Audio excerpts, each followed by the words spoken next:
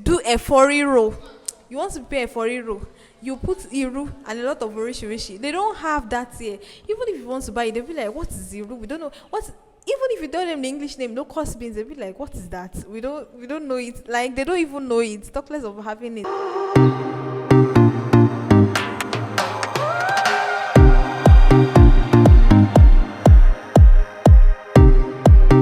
Hi guys, welcome back to my channel. Thanks so much for joining in. I really love it. Thank you for coming back to watch my video.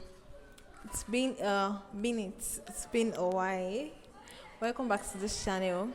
Please, if you've not liked my videos, if you have not subscribed to this channel, do it to share, like, and subscribe, and turn on the notification bell so as to get notified when we have a new video. So in today's video, we're going to be talking about some culture shocks that I have experienced as an NYSC member serving in Abia State. Culture shocks that I've experienced as an NYSC member serving in Abia State. I have quite a lot. For the first culture shocks that I experienced as a youth serving corps member in Abia State is their language. In this east side, they tend to speak their language a lot. Even if you do not understand, you tell them that this is what I don't understand what you're saying. They'll be like, what are you doing in this land if you don't understand this language? Where are you from? What are you doing? So you have to just tell them you're a Corper before they can now calm down and say, oh, okay. But first of all, they kind of shock, even if they don't know you at first, they want to speak. They don't. In the Southwest, we tend to speak English more to people that we don't know. If you are a kind of stranger, we approach you first with English. Hi, good afternoon, something stuff like that. But here they just shock you with their language. They approach you first with their language. Yeah, I think that's the first culture shocks that I've experienced. Another one is business. In this place, they tend to wake up very early to go to their business. Do they wake up very early?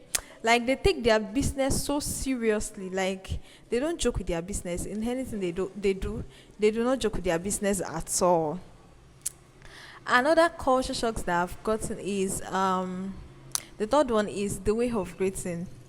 Yes, their way of greeting in this place is kind of weird compared to where I'm coming from.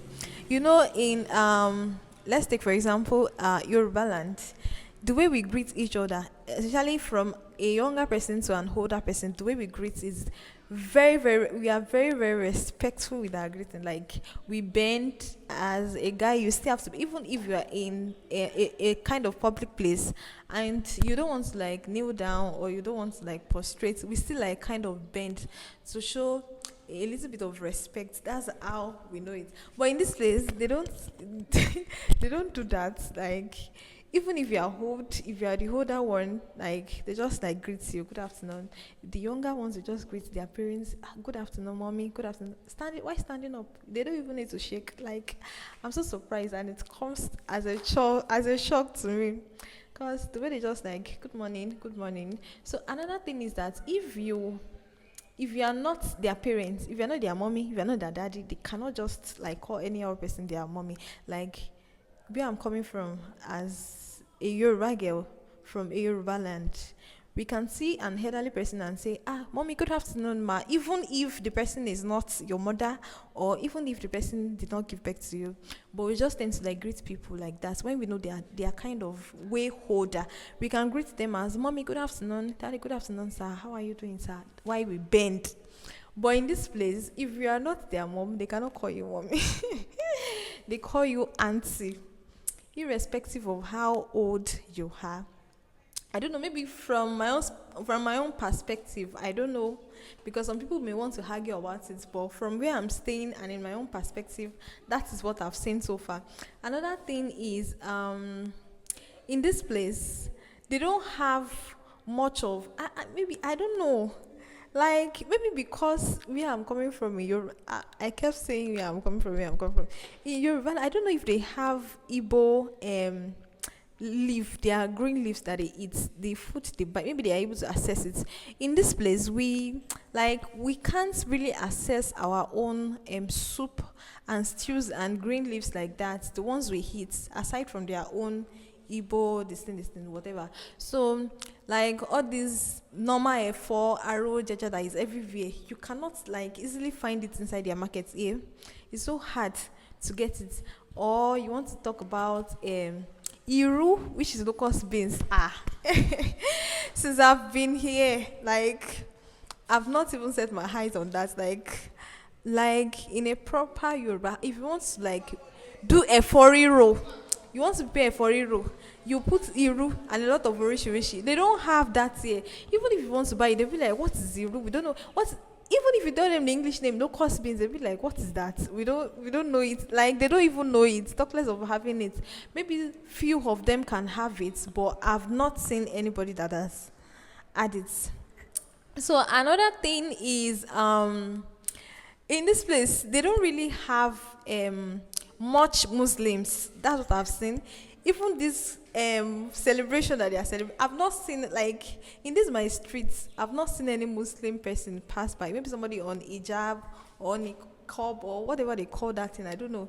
I've not seen much Muslims here. Even on their Muslim period where they celebrate and do all those things, where we are supposed to have public holidays, some of their schools still go, like they still go in attendance. They don't go on holidays on those times. They come to school because they be like, we are not Muslims, so why should we absent ourselves from school? Stuff like that. So it comes as a shock to me. Like since I've been here, I don't think I've seen one mosque. Like people have been saying that they've seen one, but me have not seen any. They said it's somewhere around somewhere, but it is not really. But I've just not. So I've not seen no, but I don't know if any other person have seen. Another thing that comes as a shock to me is, a proper Yoruba wedding. When we want to do Yoruba, like our own, we know we like party very well. We know Yoruba people like party a lot, but in our home party, when we invite guests, they like tend to dress up very fine. They wear good clothes. Like if we show up at the party, we know yes we are we are party steppers or party rockers. But in this place, you can just wear one top and skirt and say you're going. And say you're going to attend somebody's wedding. Like I think I've attended like 4 to 5 weddings in this place, and the people that attend those weddings, they kind of underdress compared to my expectations.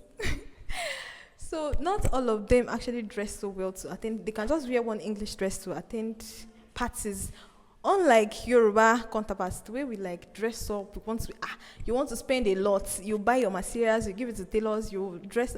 Like I don't know, maybe some other people do that. I know some of them do it, but they are not much. Few of them do it. For this place, Neil, nobody should come for me because that is what I've seen for myself. Okay, welcome back. I wanted to forget this, but I'm not going to forget.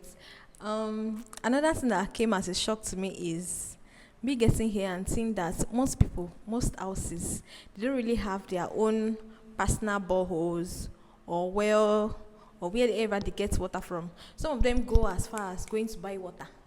Like, I don't understand. It came as a real shock to me because most of their houses, you see them carrying kegs around, like everywhere. You see them taking kegs all around, looking for water, going to buy water and all sorts. From where I'm coming from, if you don't have well in your house, like you still kind of want to like have it. You feel some kind of way because you get to like going to fetch water every time. And then in this place, they don't carry water on their head when they are fetching water. What they use is kegs. They use kegs to like buy their waters. Maybe because there's no way to fetch water actually, so they just tend to use kegs to look for their water.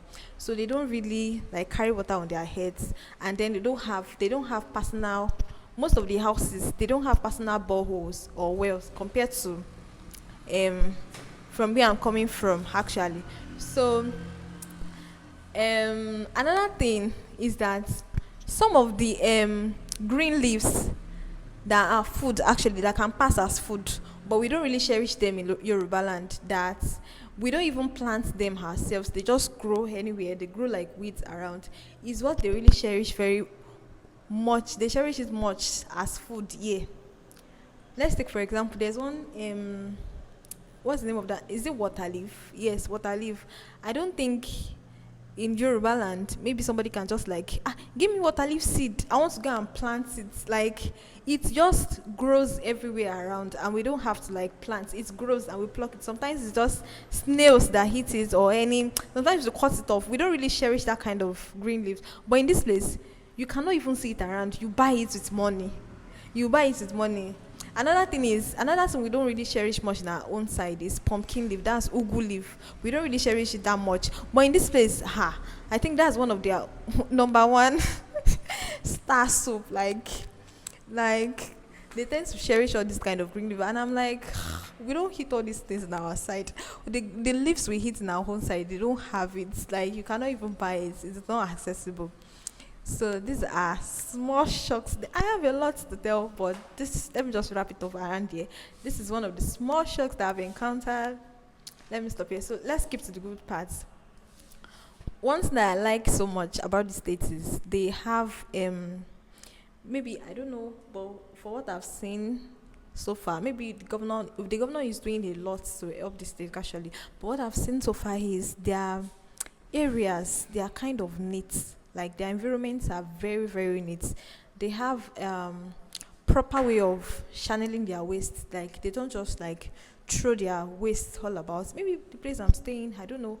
But for what I've seen so far, this state is a neat state compared to our own. Let's say Ibadan, Lagos.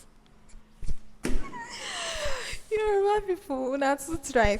But this state is a neat state. They have a proper way to channel their waste. You cannot just carry waste and dump it anywhere, or you cannot just carry waste and dump it in the middle of the road or anywhere around.